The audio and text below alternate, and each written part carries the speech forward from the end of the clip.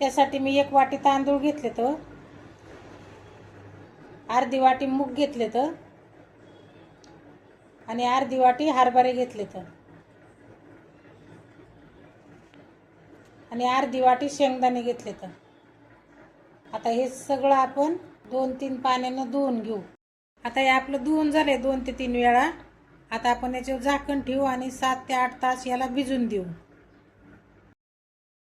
आता आपले 7 ते 8 तास झाले, तर हे चांगलं भिजून झालंय. आता इथं साईडला मी हरभऱ्याची डाळ भिजत घातली ती 1 वाटी. ही डाळ पण आपण त्याच्यात टाकून मिक्स करून घेऊ.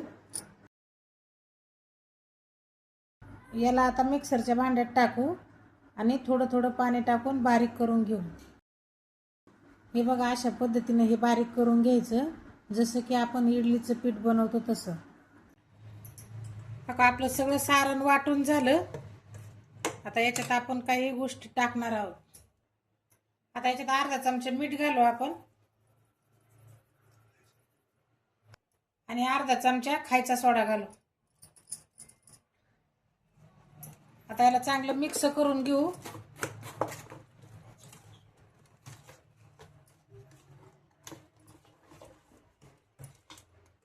असं चांगलं मिक्स करायचं आणि याला आता 5 मिनिटं साईडला ठेवून देऊ. तोपर्यंत आपण भाजीची तयारी करू त्याच्यात भरायची.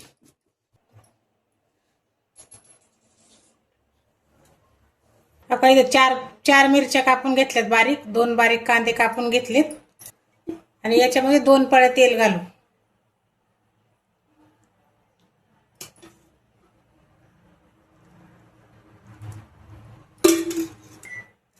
हे 4-5 पानं घेतलेत कढीपत्त्याचे, याचे बारीक तुकडे करून टाकू आपण.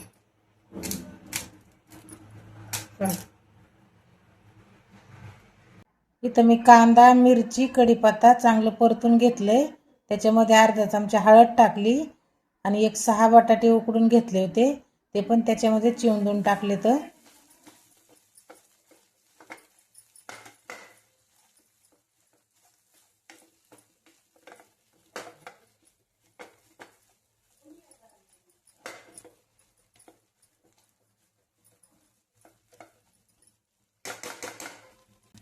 त्याच्यात थोडंसं मीठ टाकू, अर्धा चमचा चवीनुसार.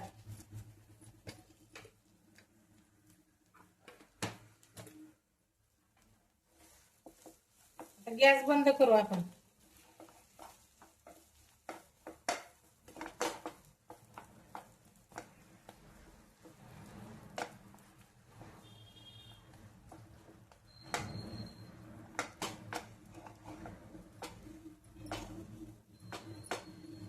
आता या भाजीला आपण थंड होऊन देऊ जरा.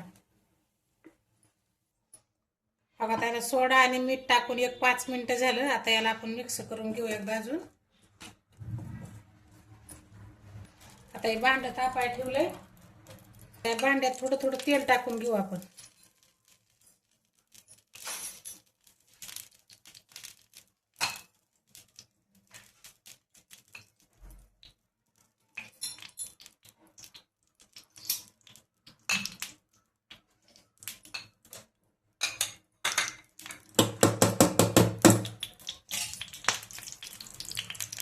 आता ह्या बारक्या चमच्याने त्याच्यात टाकून घेऊ.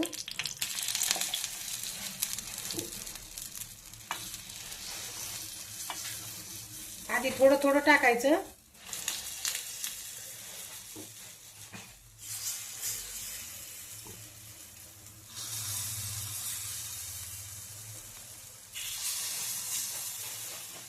असं सगळं याच्यात टाकून घ्यायचं आधी थोडं थोडं. आता ही भाजी याच्यात टाकू आपण थोडी थोडी.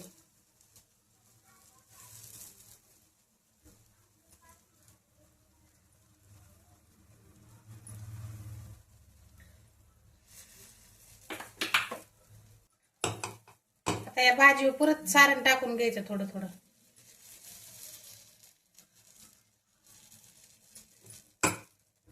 ही भाजी पूर्ण झाकली पाहिजे वरून.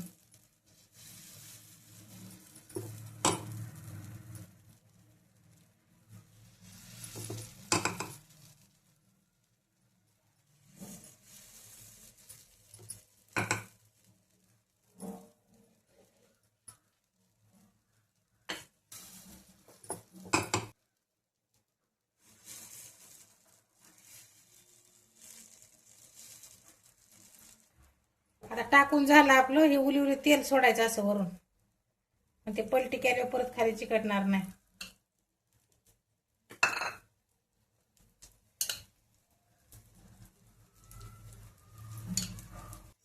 आता याच्यावर 3 मिनिटं आपण झाकण ठेवू. आता आपले 3 मिनिटं झाले. याला आता आपण पलटी करून घेऊ. कशी पलटी करायची.